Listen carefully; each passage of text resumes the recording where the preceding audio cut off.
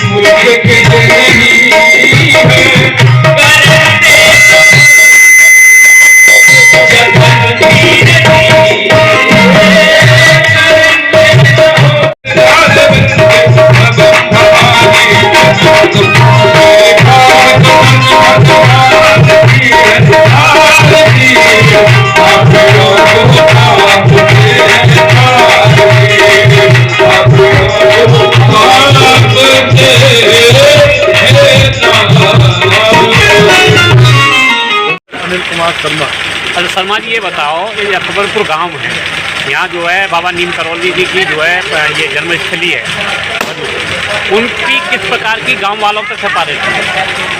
Actually जहाँ तक मुझे याद पड़ता है, मैं 7-8 साल का था जब बाबा यहाँ आया करते थे।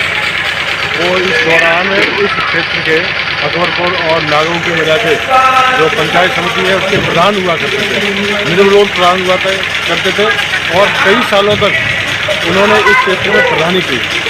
और जब भी वो आया करते थे तो लोगों की भारी कृपा हुआ करती थी। लेकिन उस समय बाबा के बारे में इतना लोगों को ज्ञान कम था।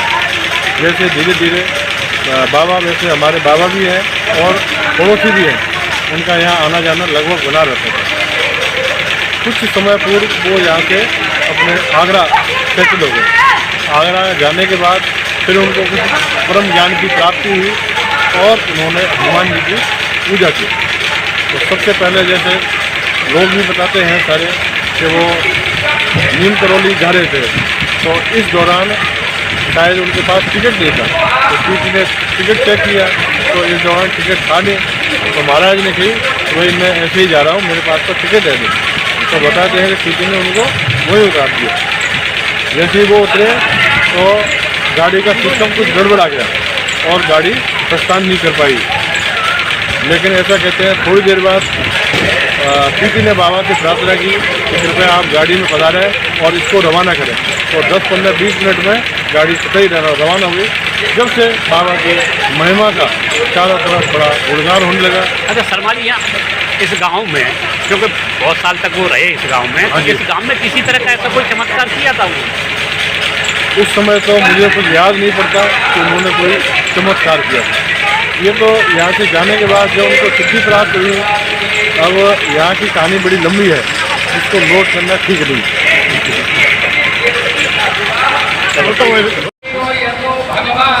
पंडित जी, भागवत जो हो रही है ये कौन करा रहे हैं, किस उद्देश्य को लेकर हो रही है?